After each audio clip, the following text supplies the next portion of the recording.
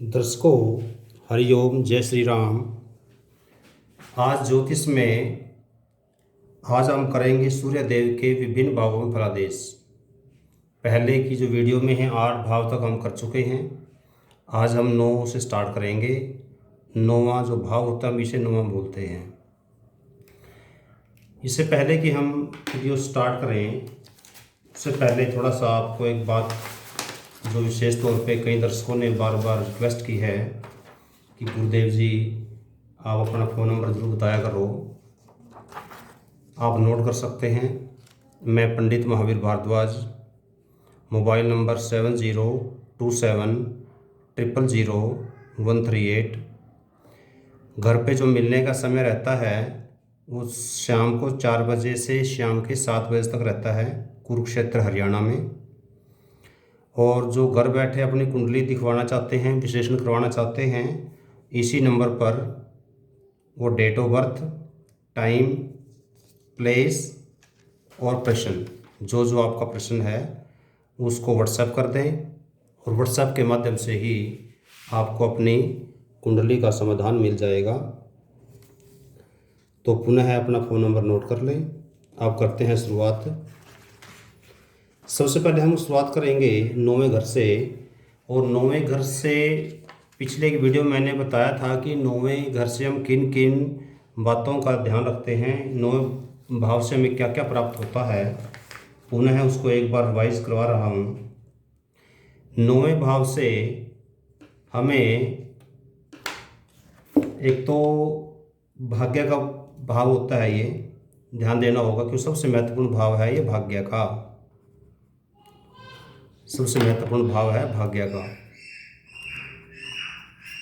और भाग्य के साथ साथ इससे हम जो चीज़ें प्राप्त करेंगे वो सब नोट करते रहे साथ साथ में, क्योंकि हर चीज़ यहाँ लिखी नहीं जाएगी। यहाँ पर हम पिता का को भी रिप्रेजेंट करते हैं, गुरु को भी रिप्रेजेंट करते हैं 9वें भाव से ही। और जो हम दान दक्षिणा दान कर्म जो करते हैं, पुण्य कर्म जो भी करते हैं, सारे यहीं से देखते हैं। तीर्थ यात्रा जो होती है वो यहीं से देखते हैं। आत्मिक शक्ति जातक में कितनी है, कम है, ज़्यादा है, वो भी यहीं से पता चलता है। भविष्यवाणी सच होगी झूठ होगी, अर्थात जिस जातक की हम कुंडली देख रहे हैं उसकी भविष्यवाणी में कितनी ताकत होगी उसका भाव भी यहीं से पता चलता है। अर्थात जितने यहाँ शुभ भाव होंगे, शुभ ग्रह होंगे, उतनी जातक की वाणी सत्य होती है। अच्छा, सौपन का विचार भी यहीं से करते हैं। उसके बाद बुद्धि का विचार, हालांकि बुद्धि के इंटेलिजेंस का विचार आपको मैंने यहाँ बताया था, बुद्धि का विचार यहाँ से भी करते हैं। आहार, मित्र, पहाड़ों में रहना वाला, समुद्री यात्रा, हालांकि समुद्री यात्रा का घर 8वां घर भी बताया था आपको।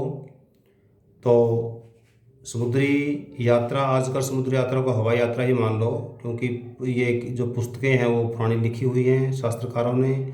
उस समय समुद्री यात्रा होती थी, हवाई यात्रा नहीं होती थी। आजकल हवाई यात्राएं होती हैं। तो हवाई यात्रा या समुद्री यात्रा जहाँ भी बोलते हैं उसको आप हवाई ही मान लो। ये भी घर होता है, ये भी घर होता है। जो लंबी यात्राएं होती हैं उसका घर ये बना होता है। उसके बाद जैसे साइंस विज्ञान की जो बात करते हैं हम यहाँ से भी, वैसे अकर्ड साइंस का हम यहाँ से करते हैं, और जो सामान्य जो साइंस हम पढ़ते हैं उसका विचार यहाँ से करते हैं। हमारी जो पोलाइटनेस है, नम्रता है, वो भी यहीं से करते हैं। धार्मिक विचारों का होगा या नहीं होगा वो भी यहीं से पता चलता है। यदि यहाँ को पाप ग्रह बैठे हों तो धार्मिक विचारों वाला नहीं होगा, शुभ ग्रह बैठे होंगे तो धार्मिक विचारों वाला होगा।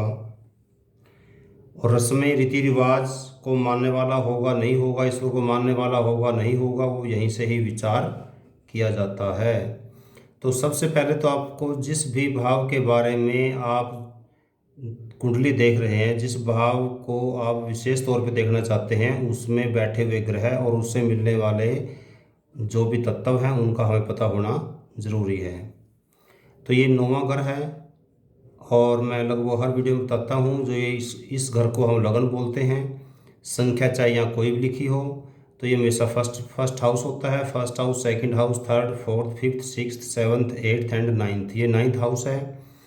इसमें जो लॉर्ड्स बैठे होंगे वो हमें उस पर डिपेंड करेगा कि हमें पॉजिटिव रिजल्ट देंगे या नेगेटिव रिजल्ट देंगे।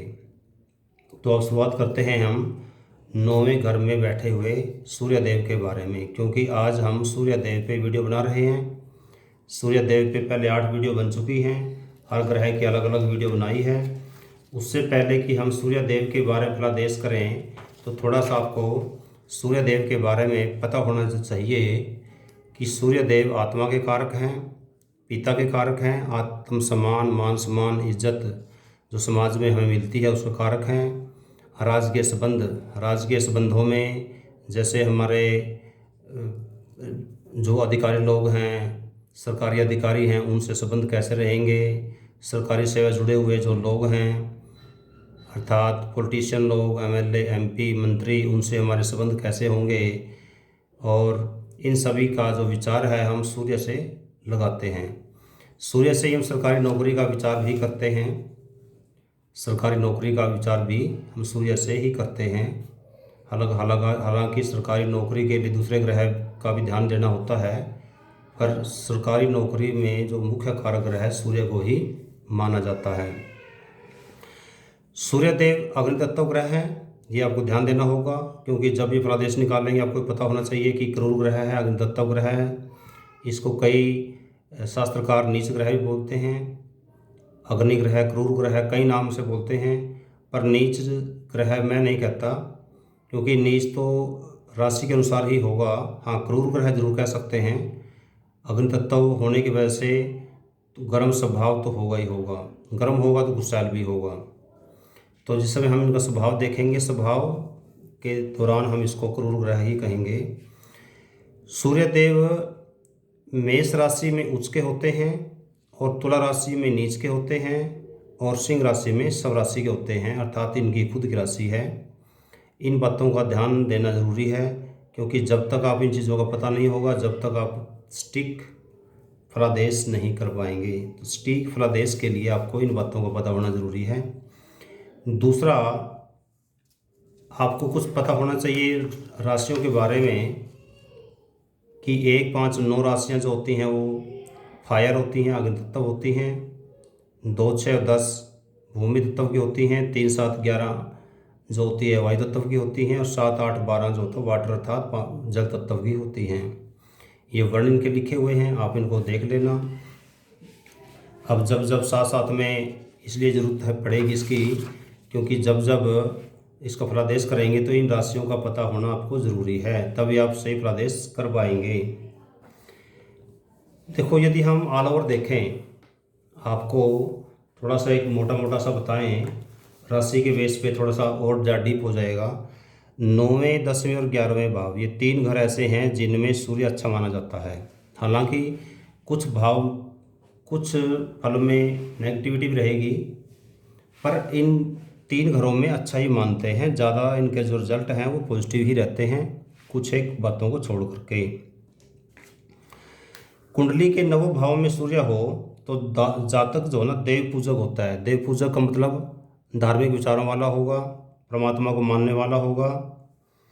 और ऐसा जो जातक होता है, खासकर 9वें घर के सूर्य की बात कर रहा हूँ, अपने धर्म को तो माने ही मानेगा, इसके साथ साथ दूसरे धर्म के जो देवी देवते हैं, दूसरे धर्म के जो रीति रिवाज हैं उनका भी सम्मान करेगा, उनकी भी इज्जत करेगा, दूसरे धर्म की भी का भी आदर करेगा।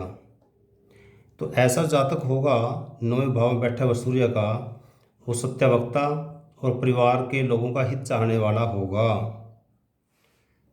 तो इन बातों का आपको ध्यान देना होगा मुख्य रूप से। और ऐसा जातक है जो देवता गो ब्राह्मण की सेवा करना अपना धर्म मानेगा। अब इसके साथ साथ आपको ध्यान देना होगा, राशि के हिसाब से बात करें कि यदि राशि यहाँ पर इसी भाव में जो 9वां भाव है, यहाँ पर अग्नि तत्व राशियाँ हो। अग्नि तत्व का मतलब मैंने अभी बताया था आपको, अग्नि तत्व का मतलब होता है ये वाले देख लो, 1ली, 5वीं और 9वीं राशि फायर। तो यदि अग्नि तत्व राशियाँ होंगी तो जातक के सेना में मतलब बेल्ट की नौकरी करने के चांस ज़्यादा होंगे। बेल्ट का नौकरी का मतलब केवल सेना नहीं है, वो पुलिस भी हो सकती है, अर्धसैनिक बल भी हो सकते हैं। और यदि वो डिफेंस में नहीं भी जाता है तो जहाँ पर भी काम करेगा एक तरह से नेता के रूप में ही काम करेगा, लीडर के रूप में काम करेगा। यदि वो प्राइवेट नौकरी भी करेगा तो वहाँ पर भी एक तरह से वो एक लीडर के रूप में ही काम करेगा। ये था, ये फलादेश था आपको पहली, पांचवी, नौवीं राशि में। अगली 9वां ही घर में, इसी घर में यदि दूसरी, छठी और 10वीं राशि हो, दूसरी, छठी और 10वीं राशि मीन्स अर्थ अर्थात भूमि तत्व की राशियाँ हो, तो भूमि तत्वीय राशियों में होने से सूर्य वाणिज्य में, खेतीबाड़ी में या खदान के कार्यों में ज़्यादा तरक्की करेगा। मेरा कहने का मतलब ये नहीं है कि और कोई काम करेगा ही नहीं, मेरा कहना केवल मतलब इतना है कि इन कामों में ज़्यादा तरक्की करेगा। और यदि तीसरी, 7वीं और 11वीं अर्थात इनको हम बोलते हैं वायु तत्व राशियाँ, तीसरी, 7वीं और 11वीं राशि को क्या बोलते हैं? वायु तत्व राशियाँ। सूर्य यदि इन राशियों में हो तो जातक अध्यापक हो सकता है, अध्यापक के क्षेत्र में मतलब ऊंची पोस्ट, प्रोफेसर या अच्छा लेखक बन सकता है, प्रकाशक बन सकता है। कहने का मतलब यह है कि इन राशियों में उनके एजुकेशन से जुड़े रहने के चांस ज़्यादा रहेंगे। एजुकेशन के क्षेत्र में उनकी किस्मत ज़्यादा साथ देगी। काम तो चाहे वो कोई भी करें, पर एजुकेशन के फील्ड में ज़्यादा तरक्की होने के चांस ज़्यादा रहेंगे। ऐसे ही सूर्य यदि वाटर मीन्स जल तत्व राशियों में हो, जल तत्व राशियाँ बोलते हैं चौथी, 8वीं और 12वीं राशि को, तो ऐसा जो जातक है इस घर में बैठा हुआ सूर्य है वो कवि हो सकता है, नाटककार हो सकता है, जितने हीरो हीरोइन वगैरह हैं वो भी हो सकते हैं। तो कहने का मतलब है कि जल तत्व राशियों में एक तरह से अभिनय वाला काम करने के करेगा तो उसको किस्मत ज़्यादा साथ देगी। तो ये थे मुख्य मुख्य रूप से 9वें भाव में सूर्य के फलादेश। अब हम करेंगे 9वें भाव में करने के बाद हम आगे बढ़ेंगे 10वें भाव में। ये 10वां भाव होता है। 10वां भाव में यदि सूर्य यहाँ पर बैठा हो, यदि सूर्य यहाँ पर हो तो उस समय क्या क्या होगा। एक तो आपको पता होना चाहिए कि 10वां घर से हम मुख्य मुख्य रूप से किन किन बातों का पता करते हैं, क्योंकि जब तक आपको इनका पता नहीं होगा जब तक फिर आप पूर्ण रूप से अपना फलादेश नहीं निकाल पाएंगे। क्योंकि फलादेश निकालने के लिए आपको ये पता होना ज़रूरी है कि हम इस घर से क्या क्या प्राप्त कर सकते हैं, और इसके अलावा इस घर से हमें किस ग्रह का क्या क्या संबंध है, कारक तत्व का क्या संबंध है। तो 10वें की बात करें, ये कर्म का घर होता है। कर्म मतलब जो हम काम करते हैं, मुख्य रूप से तो कर्म का होता है। कर्म में आगे डिवाइड हो, जैसे हम व्यापार करें, व्यवसाय करें या नौकरी करें, ये मुख्य रूप से हम जो कर्म करते हैं उसका घर है। सरकारी नौकरी करें, हालांकि सरकारी नौकरी का संबंध यहाँ से देखते हैं, परंतु कर्मों का एक पार्ट हो जाता है वो। जैसे कर्म का भाव ये है, यदि पार्टनरशिप करेंगे तो यहाँ से देखते हैं, सरकारी नौकरी करेंगे तो यहाँ से देखेंगे, थोड़ा सा आगे डिवाइड हो जाता है, पर कर्म का मुख्य भाव यही है। अच्छा, राज करने की इच्छा उसकी कितनी है, पॉलिटिक्स में उसकी कितनी रुचि है, वो सब यहीं से देखते हैं अब। अच्छा, उसकी इज्जत कितनी है, मान सम्मान कितना है, उसको प्रसिद्धि कितनी मिलेगी, समाज में उसको इज्जत कितनी मिलेगी, ये यहीं से देखते हैं। उसका कृषि से संबंध अर्थात कृषि भूमि कितनी होगी, कृषि भूमि पति होगा या भूमिहीन होगा, वो भी यहीं से पता चल जाता है। वो डिपेंड करता है कौन से ग्रह कहाँ बैठे हैं। ऐसे वेशभूषा का भी यहीं से देखते हैं। इनाम और उपाधियाँ, जैसे आपने देखा होगा कुछ लोगों को ज़िंदगी में बहुत इनाम मिलते हैं और कुछ लोगों को ज़िंदगी में कोई इनाम नहीं मिल पाता, वो भी यहीं से देखते हैं। क्योंकि ये घर इज्जत का घर है, तो उपाधियाँ और जो इनाम है वो भी एक इज्जत का ही तो पार्ट होता है। भलाई के काम करेगा, धर्म के काम करेगा। हालांकि धर्म का कार्य ये है देखो, पर इसके साथ साथ जो भलाई का काम करेगा या बुराई का काम करेगा वो यहाँ से भी इसको देखते हैं। ये जो घर है ये डॉक्टर को वैध परिश्रम के इससे लाभ का विचार इससे किया जाता है। हालांकि हॉस्पिटल का घर 12वें को मानते हैं, जिसका हॉस्पिटल से संबंध होगा उसका डॉक्टर बनने के चांस ज़्यादा होते हैं, परंतु फिर भी यहाँ से क्योंकि कर्म भाव है, कर्म भाव से भी देखा जाएगा कि यहाँ पर कौन सा ग्रह बैठा है। सर्जरी कारक ग्रह बैठा है तो सर्जरी वाले क्षेत्र में ले जाएगा। यदि एजुकेशन वाला ग्रह बैठा है, एजुकेशन से संबंध वाला ग्रह की दृष्टि है तो एजुकेशन के क्षेत्र में ले जाएगा। कहने का मतलब ये है कि ये मानव के जीवन में एक बहुत महत्वपूर्ण रोल अदा करता है 10वां घर, क्योंकि ये हमारे कर्म का घर है। इसी कर्मों के द्वारा ही हम प्रारब्ध को काट सकते हैं, प्रारब्ध की जो नेगेटिविटी है कम करके, और हम अपने क्रियामान कर्म के द्वारा अपने जीवन में तरक्की प्राप्त कर सकते हैं। अब ये तो था, हम उससे क्या देखते हैं। अब मुख्य रूप से ये पता होना चाहिए आपको कि 10वें घर का जो संबंध है, यदि सूर्य यहाँ बैठा हो तो क्या रिजल्ट देगा। आपको बस एक बात ध्यान देना होगा कि 10वें भाव का यदि सूर्य हो तो ज़्यादातर शुभ फल ही देगा। इस घर में तो शास्त्रकार ये कहते हैं कि यदि सूर्य नीच का भी हो ना तो भी बुरा रिजल्ट नहीं देगा। कर्म भाव में यदि सूर्य हो, यदि नीच का भी हो तो यहाँ पर भी इतना बुरा रिजल्ट नहीं देगा। और यदि उच्च का हो या सब राशि का हो फिर बल्ले बल्ले हो जाएंगे। तो एक तो ये तो था हमारा सामान्य फलादेश। अब हम राशि वाइज भी थोड़ा ध्यान देना होगा। और 10वें भाव में सूर्य हो तो जातक विद्वान, उसका चरित्र भी अच्छा होगा, तेजस्वी होगा, क्योंकि सूर्य तेज का घर भी है। ऐसे व्यक्ति की, हाँ एक बात ध्यान रहेगी, यदि हम आर्थिक स्थिति की बात करें तो ऐसे व्यक्ति की जो प्रारंभिक स्थिति है, प्रारंभिक जीवन है वो बहुत अच्छा कटेगा, पर जो जीवन का अंत है उस अंत के क्षेत्र में उसको आर्थिक रूप से तंगी वहन करनी पड़ सकती है। आप ये कह सकते हो कि जैसे सूर्य पूर्व में उदय होता है तो पश्चिम में अस्त भी होता है। जीवन का प्रारंभ काल में उसका आप उदय मान लो और अंत काल में उसका अस्त मान लो। किसी भी घर में हो तो शुरुआत के दिनों में बहुत अच्छा रिजल्ट देगा और जीवन के अंतिम क्षणों में उसको कई परेशानियों का सामना करना पड़ेगा। अब हम बात करते हैं सूर्य देव की। यदि पहली, 5वीं और 9वीं राशि, ये देखो पहली, 5वीं और 9वीं राशि अग्नि तत्व राशियाँ हैं। यदि इन राशियों में 10वें घर में बैठा हो, अर्थात ये इस नंबर पे यहाँ पर 1, 5 और 9 नंबर लिखा हो, साथ में सूर्य लिखा हो आपकी कुंडली के अंदर, लग्न कुंडली की बात कर रहा हूँ, तो उस स्थिति में उस समय हम क्या कहेंगे कि सूर्य अग्नि तत्व राशि में बैठा है।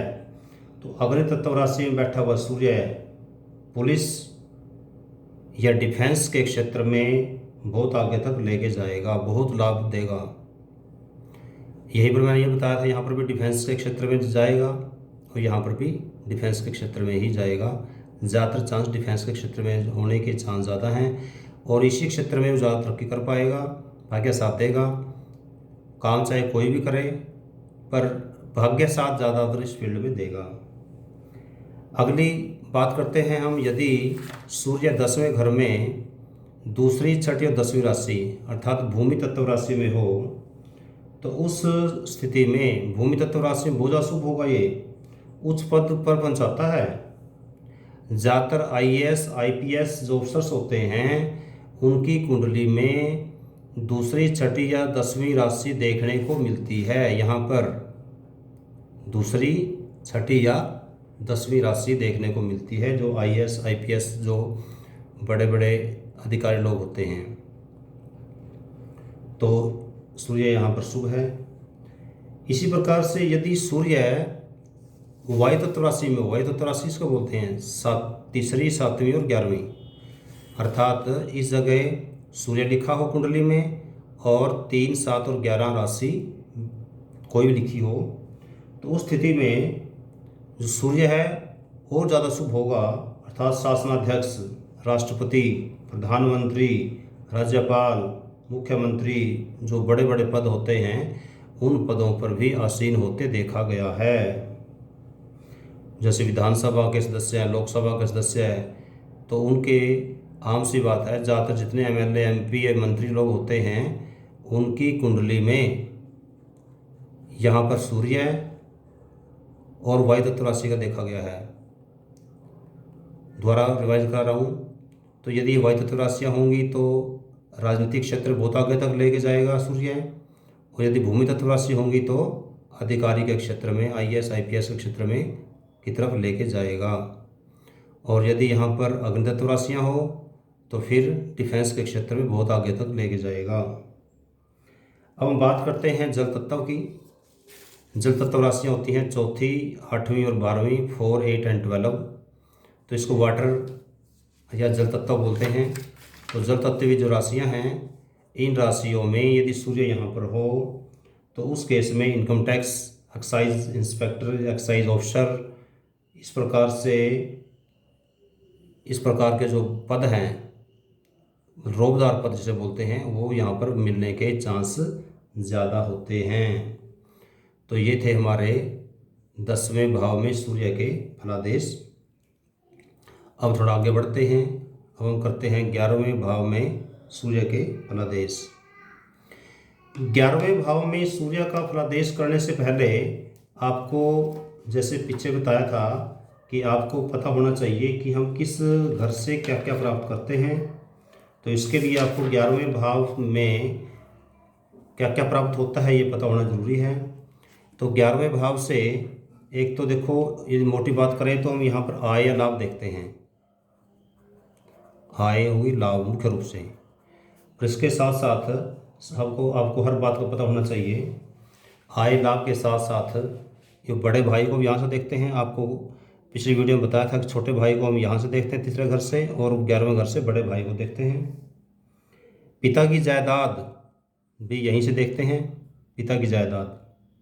हालांकि पिता को हम यहाँ से देखते हैं और पिता की जायदाद को यहाँ से देखते हैं।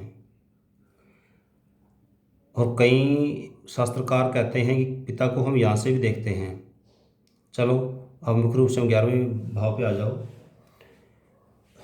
उच्च पद प्राप्त होगा, इनकम कितनी होगी, अच्छी होगी, बुरी होगी, वो भी यहीं से देखेंगे। इनकम स्टेबल होगी, अनस्टेबल होगी, वो भी यहीं से देखेंगे। ठीक है। सोना चांदी, हाथी घोड़े और जो पहनावा है वो यहीं से देखेंगे। इच्छाओं की पूर्ति, मुख्य रूप से ध्यान देना है, इच्छाओं की पूर्ति घर है ये। इच्छाओं की पूर्ति का मतलब यहाँ पर है, यदि यहाँ पर शुभ ग्रह बैठा हो तो व्यक्ति जो चाहेगा उसे जीवन में जरूर मिलेगा। यदि यहाँ पर पाप ग्रह बैठे हों फिर उसकी हर इच्छा पूर्ति हो, ऐसा कोई ज़रूरी नहीं है। तो यहाँ पर शुभ ग्रह या शुभ ग्रह की दृष्टि अच्छी मानी गई है। और इसके अलावा जो विद्या है, हालांकि विद्या का कारक, विद्या का भाव ये 5वां होता है, पर विद्या का कुछ भाव हम यहाँ से भी देखते हैं। जैसे म्यूजिक की विद्या है वो यहाँ से देखते हैं। इसके अलावा जो राजकीय पुरस्कार हैं हम वो भी यहाँ से देखते हैं। हालांकि राजकीय पुरस्कार 10वें घर से भी देखते हैं, पर राजकीय पुरस्कार का जिसमें हमें कोई लाभ होना होता है, जिसमें हमें कोई जैसे प्रमोशन वगैरह होनी होती है, वो भी यहीं से ही देखते हैं। कई बार आपने देखा होगा भाई किसी पुलिस ऑफिसर ने कोई ऐसा काम कर दिया जो आज तो कोई नहीं कर पाया था, तो उसको क्या मिलता है, पुरस्कार के तौर पे प्रमोशन मिलती है। तो पुरस्कार के तौर पे जो प्रमोशन मिलेगी वो यहाँ से देखेंगे। तो इस प्रकार से हमें 10वें घर से क्या क्या मिलता है वो पता होना चाहिए। सॉरी, 11वें भाव से, क्योंकि हम 11वां भाव कर रहे हैं अभी। 11वां भाव से क्या क्या मिलता है वो हमें पता होना चाहिए। अब 11वें भाव के हमें फलादेश करना है कि यदि सूर्य 11वें भाव में बैठा हो तो क्या फलादेश देगा।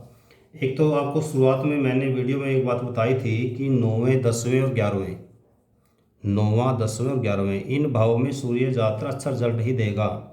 कुंडली में यदि आपकी यहाँ पर है कुछ अशुभता रहेगी पर शुभता ज़्यादा रहेगी। यदि यहाँ पर सूर्य है तो ऐसा जातक धनवान होगा, ये ध्यान देना, ये पक्का है। यदि यहाँ पर सूर्य होगा तो धनवान होगा, राज्य का सेवक होगा, अर्थात सरकारी नौकरी मिलने के चांस बहुत ज़्यादा हैं। यदि सरकारी नौकरी नहीं भी मिलेगी तो उसको सरकारी अधिकारियों से उनके संबंध अच्छे मिलेंगे या एमएलए एमपी से उनके संबंध अच्छे मिलेंगे, और ऐसा व्यक्ति कोई ना कोई अपना काम निकलवाने में बड़ा माहिर हो जाता है।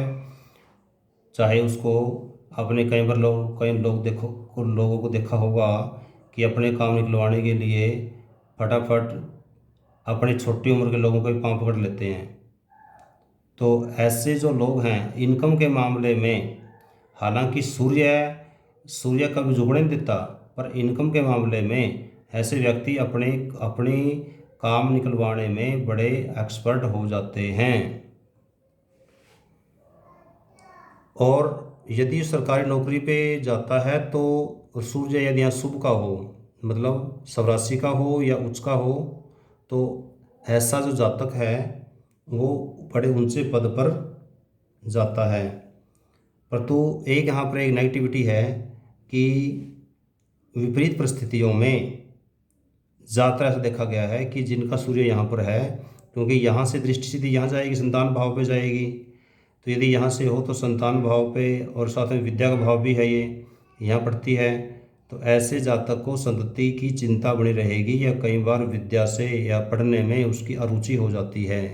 तो थोड़ा सा नेगेटिव पॉइंट भी है और पॉजिटिव भी है, ये आपको ध्यान देना होगा। और उसके बाद हम बात करते हैं